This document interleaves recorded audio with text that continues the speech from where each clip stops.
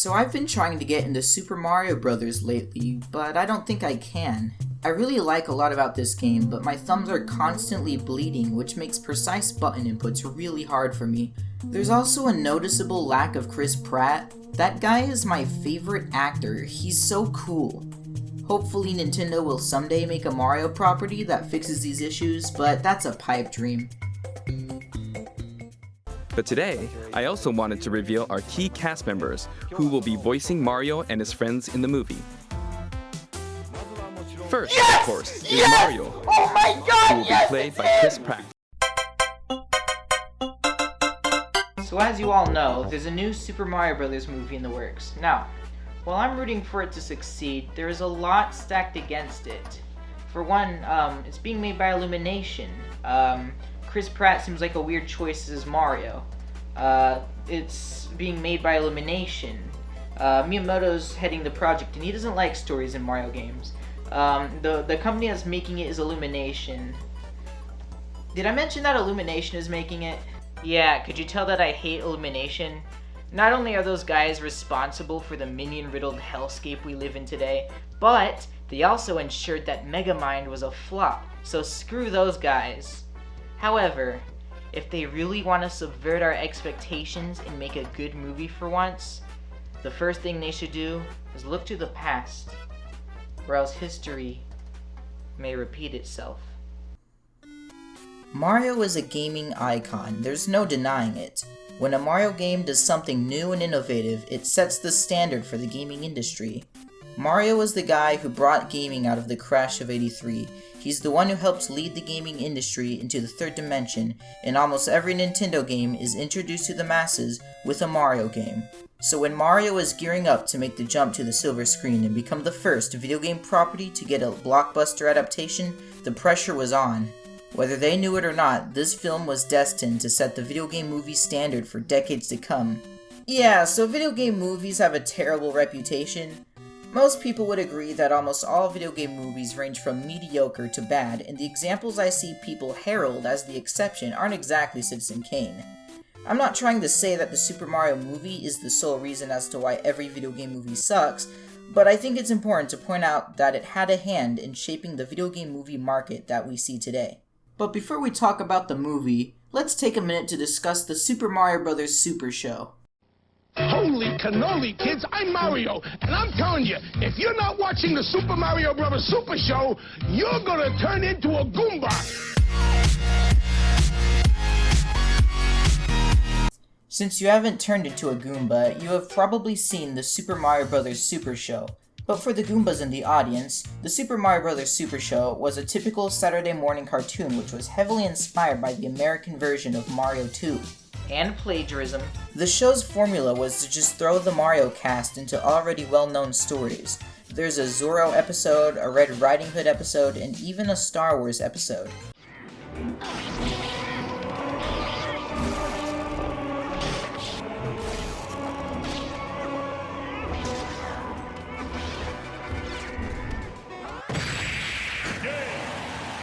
The show would intermittently cut to live-action comedy skits that were set in the real world before Mario and Luigi, and featured a ton of guest star celebrities from the 80s. Hey, Magic Johnson, how you doing, man? Mario, Luigi, I'm really glad you guys are gonna help me practice. This was the first time we got to see the Mario Brothers in live action. Mario was portrayed by the late and great Captain Lou Albano, and Luigi was played by Danny Wells, who is also no longer with us. May they rest in peace.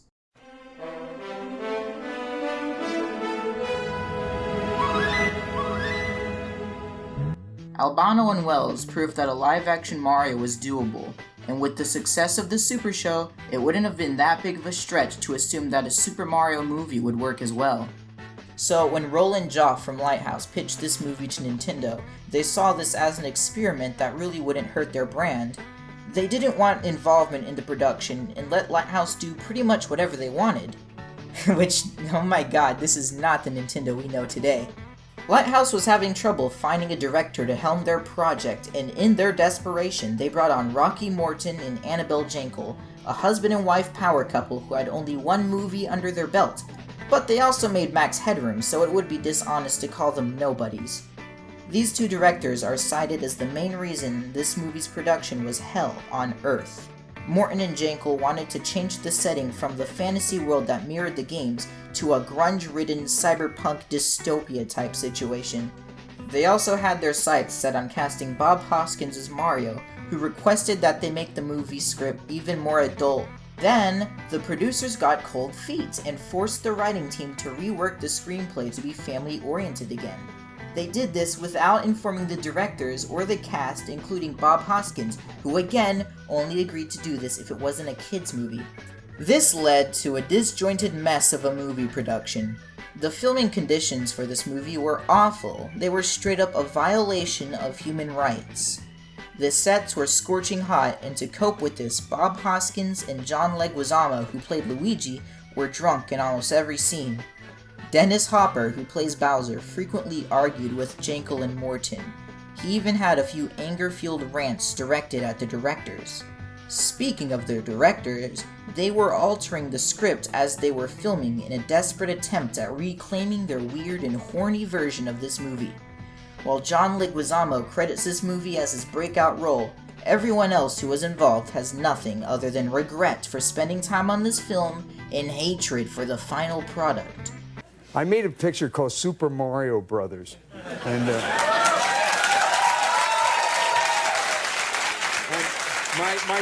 my six-year-old son at the time, he's now 18, at the time he said, Dad, I think you're probably a pretty good actor, but why did you play that terrible guy, King Koopa, in the Super Mario Brothers? And I said, well, Henry, I did that so you could have shoes. And he said, Dad, I don't need shoes that bad.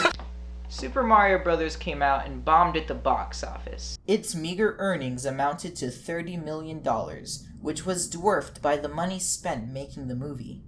Mario Bros. Was slammed by critics and moviegoers alike and caused Nintendo to become really protective of their IPs. Now that's the Nintendo I know. I've been putting this off long enough. It's finally time to watch Super Mario Bros. So let's jump right into it. You get it, guys? It's because Mario jumps in the game. He jumps. It's called jump. He jumps. So that was a fucking lie. Hey guys, so it has been 3 months and I've been trying to write this part of the video for a very, very, very long time. And since I want to just, I want to get this video out and I want to get to work on other projects, I'm just going to try and get this part done as fast as possible. So, forgive me if it seems a bit rushed or if it seems a bit less comedic. I just really want to get this out there so I can move on. What is up, my people? It's ya boy the Borgman, and today we are doing something that I've never done before. We are going to be doing a speed run, and I'm really excited. I'm really nervous, and of course, when choosing a game to speedrun, I went with a childhood favorite of mine. I went with the Super Mario Bros. Movie, which was famously a Virtual Boy launch title. So we're just going to put that right there and get it ready. Now, I do know that there is a PS3 port of the game, and it's in widescreen, but I don't believe in playing the ports. You guys know this, I'm a console purist. I always go play the game the way the developers intended it to be, but I might be looking at the remake that's coming out next year. That's exciting, and it's a new game, so it's not like cheating or anything. But without further ado, let's get right into it. Alright, so, yeah, there's no splits because I'm the first person to ever speedrun a movie before. Alright, so in 3, 2, 1. So here is a brief summary of what happens. Mario and Luigi jump into the dinosaur dimension because Luigi's girlfriend, who is Princess Daisy and also a dinosaur egg baby from the dinosaur dimension, gets herself kidnapped by Bowser's henchmen because Bowser wants her rock necklace which had the capabilities to merge the real world with the dinosaur dimension. Daisy passes off the rock to the Mario Brothers before she is taken, and then this big lady steals the rock from Mario, and then Mario and Luigi get arrested and search for the rock. The brothers manage to escape Donald Trump Bowser and do a Mario Kart reference. They get themselves lost in the desert and Bowser turns his henchmen into Redditors. Quite an agreeable. Transmogrification. More like a, transfiguration. A simple metamorphosis? Huh?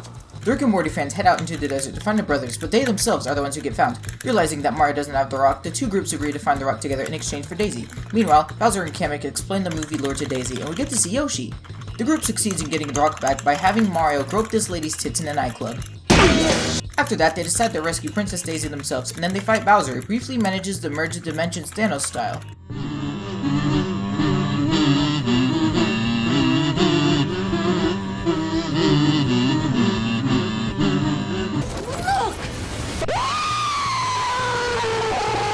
After like 5 minutes, Luigi reverses the dimensional merge, and Bowser turns into a T-Rex and then dies.